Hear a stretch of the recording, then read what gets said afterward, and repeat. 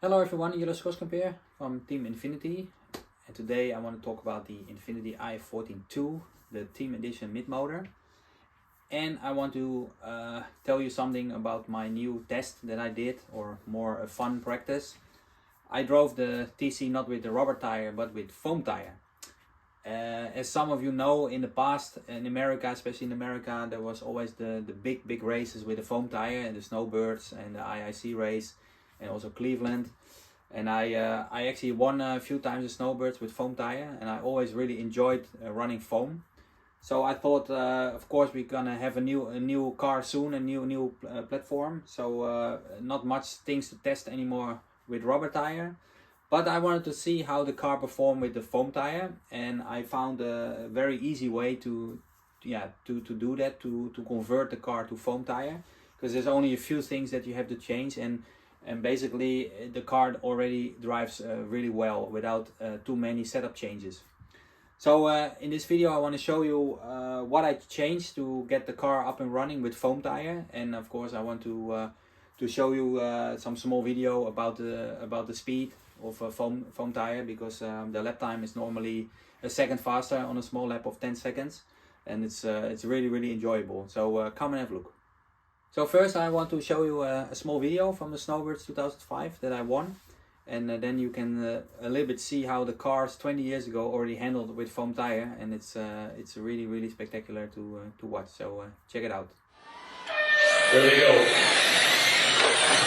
Lead start, Jilles Groskamp up there in the lead. The whole year we're going to run in qualifying position, I believe. 1, 5, and 3. Last time was a good run.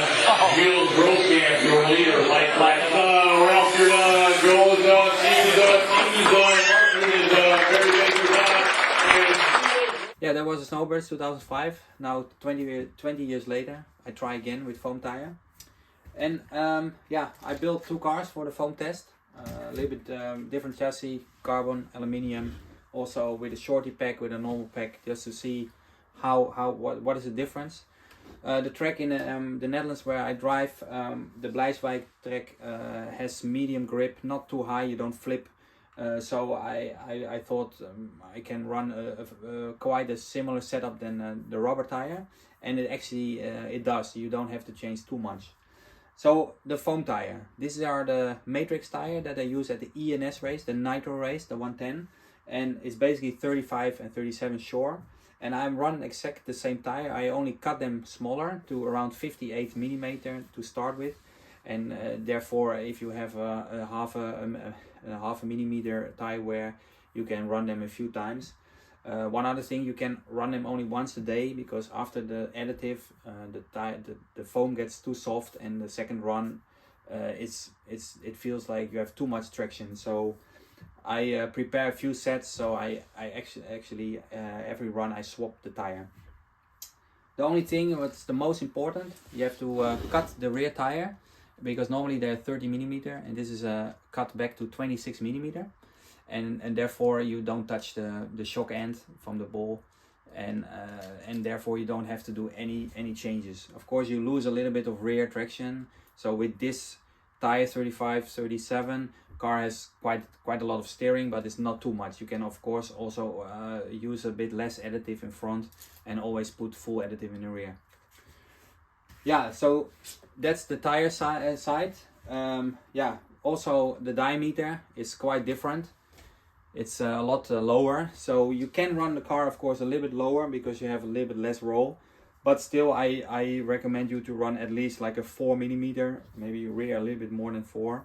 And with rubber tire, you normally use 5 millimeter right tire. Because of the changing the tire diameter and also the right tire, you also check the droop. And I came out with, normally I run 5.5, 4.5 droop, and now I'm running more like 4.5 and 3.5 droop. And it sounds, of course, a lot more up travel, but because of the right tire change, it's still, the car is not having too much up travel. So yeah, that's the droop thing. I also prefer to run a little bit more camber, like 2.5 and 2.5, sometimes in the rear even 3 degree camber. Feels like the rear is a little bit more locked in, with more camber in the rear. One other thing is very important, the nitro rim, the hex is a lot deeper, and it's actually around 4.5 millimeter deep, the hex. And if you don't use any wheel shim or you use a narrow hex, the inside of the wheel is simply touching the hub. So you have to use at least 5 or 5.5 mm of a hex so it can fit in the hole and the wheel don't touch the hub or the steering block. Because of the wheel shim also makes the car more wider, but with foam tire actually you want to have a wider car. So my car now is 190 front and 188 rear, and that felt also stable enough. Yeah, of course, I'm not only testing the car with foam, I also testing the all new Coyote electronics, the speed controller, the motor and the batteries. Here's another configuration about the Coyote stuff. This is a little bit different motor to test. Speed control and a shorty pack, so it's still even with a 44,600 it's easy to make the runtime the 5 minutes, and of course the balance is a little bit better because the center of gravity is a little bit lower with the big weights. So yeah, I'm still figuring out what is the best option to run on the carpet. I think the shorty, also if you see the rubber tire races, a lot of guys use now shorty even outdoors on a small track. So that's gonna be interesting as well. Yeah, setup wise, I think it's not so much difference than a rubber tire setup. Of course, you can find maybe a little bit more if you're really testing a lot. But again, the limit is a little bit the tire. I don't think this tire is the best tire that perform on the carpet, but it's drivable and it's also the cheap way because you can just use your old tires. Don't have to buy any new tire.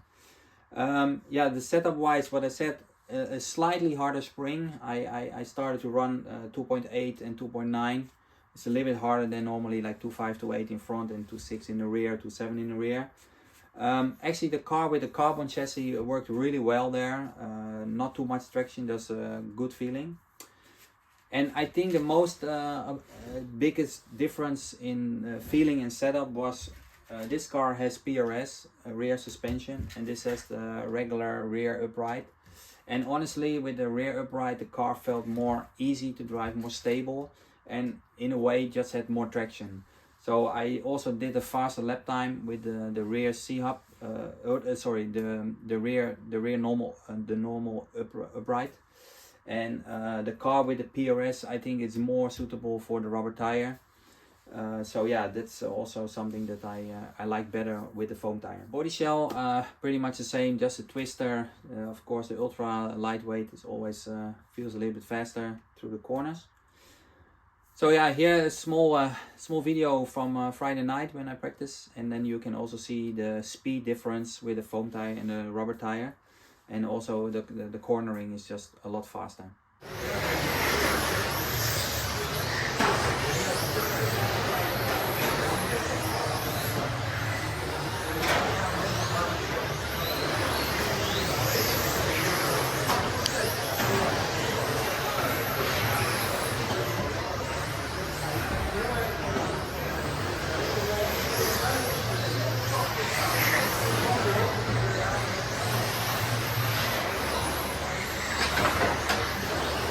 Okay, that's it. That's my video about converting your touring car from rubber tire to foam tire.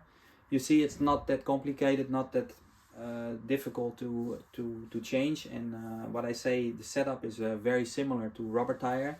So you don't need to have extra spares or option parts to make the car work. The car already worked quite well. Of course, it can always be faster, but it's really fun to drive.